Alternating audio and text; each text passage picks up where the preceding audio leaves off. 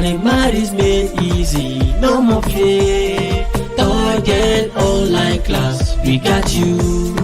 Wherever you want to from, we got what you need.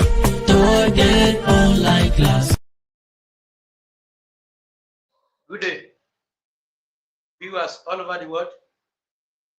You are welcome to Target online class.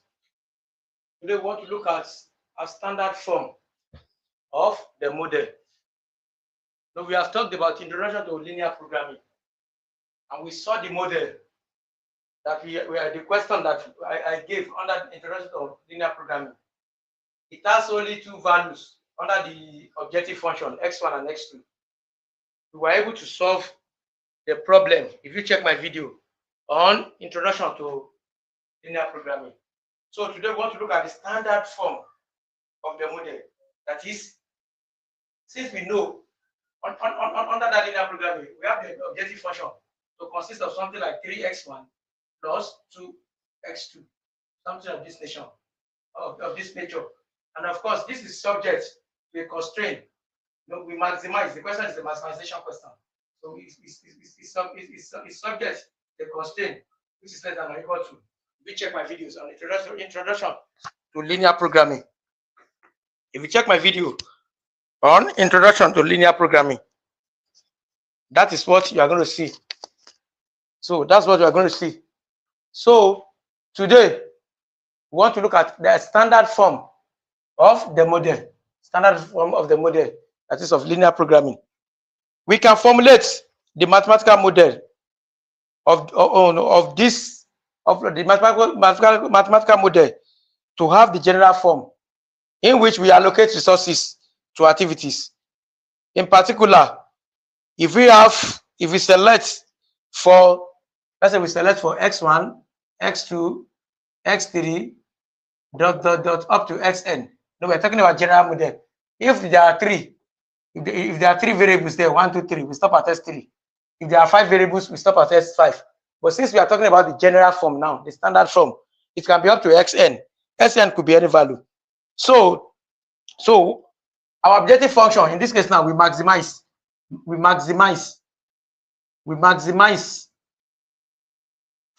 going to maximize the objective function. So in this case, we maximize to have z to be equal to c1 x1 plus c2 x2 plus dot plus cn xn. That will represent our objective function. That's going to be our objective function. That's the objective function we are going to have. And this objective function is always subject. To a restriction. It's always subject to the restriction. That is the constraint. So the restrictions, this objective function is always subject to the restriction. Say a11 x1 plus a12 x2 plus dot plus an1 xn. Then we continue in that nature.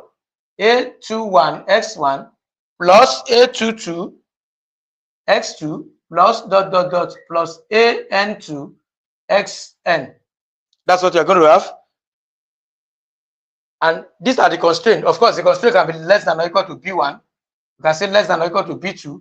So if you continue in this order, we get to am1 x1 plus am2 x2 plus dot anm sn less than or equal to bn. This is what we are going to have. This is what we are going to have under the restriction. So since we are talking about the general, we are talking about the standard form now. So the constraint is going to have what we have on the board. The constraint, which is the restriction. Restriction is talking about the constraint. When we have a linear programming problem, either we maximize or we minimize. We have the objective function. Most often time, the objective function is always subject to a restriction, which is called the functional constraint. And since we are talking about the standard form, this is what we are going to have. Then we must tell us that x1 is greater than or equal to 0, x2 will be greater than or equal to 0, dot up to xn, which must be greater than or equal to 0, because of the positivity of that problem. Because of the positivity of the problem, So it must have that nature. That is what we must get because of the positivity of that problem. That is what we are going to have. That's what we are going to have. That is what we are going to have. So from there now, we can talk about the common terminologies that we have in linear programming. There are some common terminologies that we have in linear programming. Common terminologies that we have in linear programming. Since we are talking about the standard form, so let's look at the common terminologies that we have in linear programming. As I've said earlier on, when we formulate problem under linear programming, the objective function could either be maximized or minimized. It's other way around. It can be maximized or minimized. So once we maximize, then the objective function will be less than or equal to. Once we minimize, the objective function will be greater than or equal to. So now let's look at some common terminologies that we use in linear programming. The function can be maximized, as I've said earlier on. That is where we have C1 x1 plus C2 x2 plus dot dot dot plus Cn xn. This function that we have is called, this one is called the objective function. It's called the objective function. That's what we call this function. Either we maximize or we minimize. It's called the objective function. That's the objective function. Then the restriction that we have, where we have a11 x1 up to an x1 less than or equal to b1. The restriction that we have are referred to as the functional constraint. The restriction that we have the other time, where we have ax1, where we have a11 x1 plus a21 x1 plus dot dot dot plus an1 x1 less than or equal to b1, up to where we have less than or equal to bn, and in this order am1 x1. This restriction that we have is actually called the functional constraint. We refer to it as constraint. Okay, so it is called the functional constraint. That is what it is called. And this constraint, we must state that the value of x, let's say xj must be greater than or equal to 0. The constraint, we must state the value of x1, x2, x3, and in that order. That xj, let's say xj generally now, must be greater than 0. And that actually called for non-negativity constraint. Because under linear programming, most of the time we formulate the problem to be non-negative. So we should know that. Since we are talking about the standard form now, the general form of the model under linear programming. So this particular example that I gave is talking about maximization, but we can have other forms of linear programming. When you check standard textbooks on operational research, you realize that objective function is not always, they don't always maximize the objective function. The objective function could also be minimized. It could be minimized. It can even be in form of an equation. That's what we are trying to say. So let's look at the other forms. The other forms of the model that we can have. Let's look at the other forms of the model that we can have. The first one is when we minimize rather than maximizing the objective function. That is, the first one is when we are minimizing the objective function. The general form that we have, that is when we have z is equal to c1 x1 plus c2 x2 plus dot dot dot plus cn xn. That is z. So in this case now, we don't want to maximize, we want to minimize. We can have it when we minimize the objective function. So it can be, the objective function can also be minimized. It's not always that, it is not in all cases that we maximize. It can also be minimized. That's the other form. The second one is that some functional constraint with greater than or equal to greater than or equal to. So when we minimize this problem now, then the functional constraint that we are going to have in this case now, the functional constraint that we are going to have, let's say ai1 x1 plus ai2 x2 plus dot dot dot plus ain xn over bi for some b. In this case now, what we are going to have here in this case will be greater than or equal to bi. That is, when we minimize the objective function, our constraint can be equal to, we can change the inequalities to be greater than or equal to. You know, when we maximize, it is always less than or equal to. But in this case now, we can also have it. We can have the objective, the functional constraint to be greater than or equal to. It is possible. So, and not only that, it's also possible to have the functional constraint, this functional constraint, to be an equation. That is, the functional constraint can be in form of an equation. It can be in equation form. The functional constraint can be in equation form. That is, we are going to have ai1 x1 plus ai2 x2 plus dot dot dot plus ain xn to be equal to bi. It's possible to also have that condition in which the functional constraint will be an equation. Of course, once there is equality in between two expression, is an equation. This is an equation now. But in this case, this is inequality. Okay, it's greater than or equal to, or when we have less than or equal to as your functional constraint, then it is not an equation. But on this third point, we are saying that some functional constraint can be in form of an equation. It is possible when we check standard textbooks. Then the last form that we're going to talk about is that deleting the non-negative constraint for some decision variables, that is Sj, where we have Sj, unrestricted in signs. That is where we have the Sj. You know, when we have the functional constraint, is of course is when we have our objective function is subject to a constraint, and that constraint we usually give the value of Sj, which is S1, S2, S2 to be greater than 0 for positivity. So the non-negative constraint for some decision variables is actually unrestricted. So we should take note of that. Then, since we are in AI world now, we should note that we can solve linear programming problem without going through all this mathematical rigor. We can actually solve linear programming problem using Excel sheet, because we have some linear programming models on the spreadsheet software. That is, if you have, we can have it on Excel. There are some spreadsheets, standard spreadsheets that can actually solve any problem under linear programming for us without going through any stress. But that's what they're trying to say. That without going through any stress, there are some software that can actually solve linear programming problems for us. So we should take note of that. So we should take note.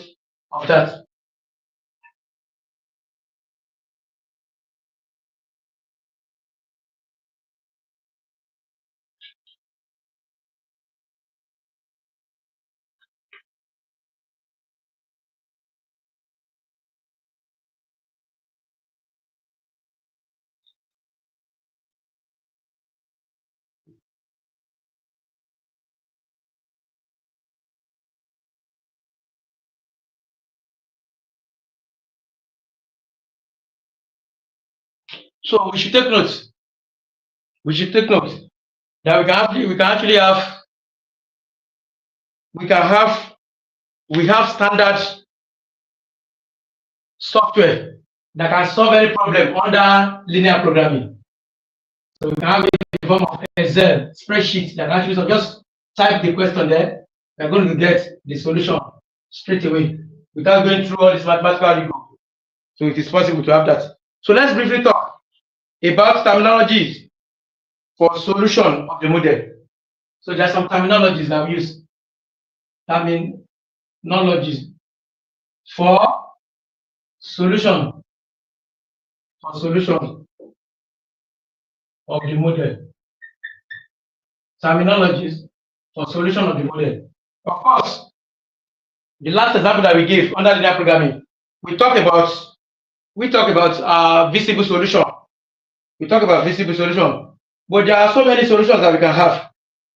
So under linear programming, the term solution, which usually means the final answer in any given problem, is not the same as the meaning in linear programming.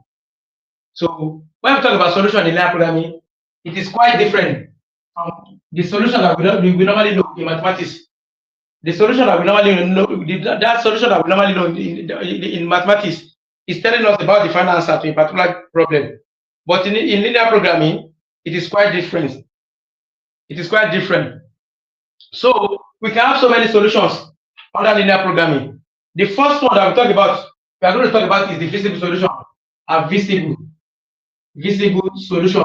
And if you check the last video, where we gave a particular example under linear programming, when we look at the graph, we sketch the graph. The graph, where the graph is enclosed with the x-axis, we say that is the visible solution to that particular problem. So we can have visible solution. So what do we understand by visible solution? A visible solution is a solution for which all constraints are satisfied. So under visible solutions, all constraints are satisfied. And in our last class, the example that we gave is actually a visible solution. And we can have an invisible solution, an invisible solution, an invisible. We can have an invisible solution. So under linear programming, solution could mean so many things. It's not the final answer under linear programming. So we know the meaning of visible solution. Visible solution is a solution for which all constraints are satisfied. Then the second one, when we have an invisible solution, is a solution for which at least one constraint is violated. So once we have one constraint that is violated here, that solution is called an invisible solution. It's called an invisible solution. Then we can also have what is called the optimal solution. We can have an optimal solution under linear programming. So what do we understand by optimal solution? An optimal solution is a visible solution that has the most favorable value of the objective function. So when we talk about an optimal solution, is a visible solution. Yes, an optimal solution is a visible solution that has the most favorable value of the objective function. So we should take note that it is possible. And not only that, the most favorable value is the largest value if the objective function is to be maximized. So the most favorable value we are talking about here is the largest value if the objective function, that is z, here we have z, like the last example where we have 2x1 plus maybe x2.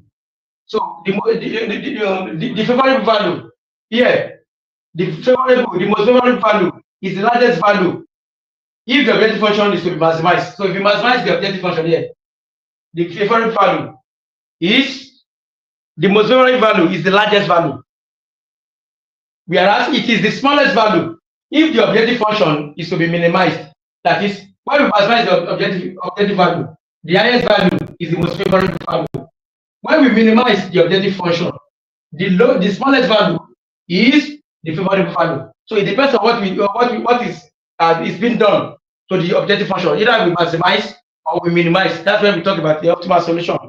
Okay, so that is that we should take note. So most problem we have just one optimal solution. That is, most problem we have just one optimal solution. But it is possible to have multiple optimal solutions in a particular problem. So we should note that.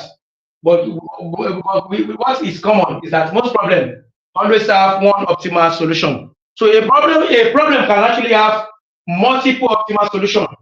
That is, each with the same optimal value of the objective function. So we should take note of that. We should take note of that we can have multiple optimal solutions. Another possibility is that a problem has no optimal solution. So it's also possible. So there are three conditions for this optimal solution. Most problems have just one optimal solution. Then it is possible to have a problem that will have multiple optimal solutions, and it's also possible to have a solution with no optimal solution. So when do we have problem with no optimal solution? So when do we have problem with no optimal solution? That is what I'm about to do now. When we have problem with no optimal solution.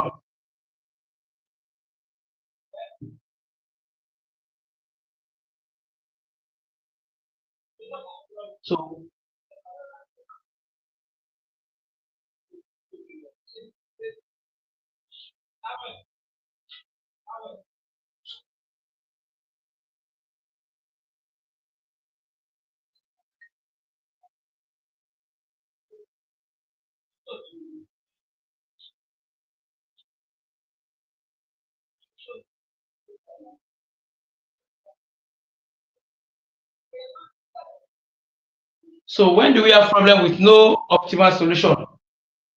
That is what we are about to discuss. When do we have problem with no optimal solution? We have problem with no optimal solution If the following are satisfied: 1, it has no feasible solution. So when we have problem with optimal solution, it has no visible solution. It has no visible solution. The second condition is that the constraint do not prevent improving the value of the objective function. So when the constraint did not prevent improving the value of the objective function, so that is when we have problem with no optimal solution. Thank you.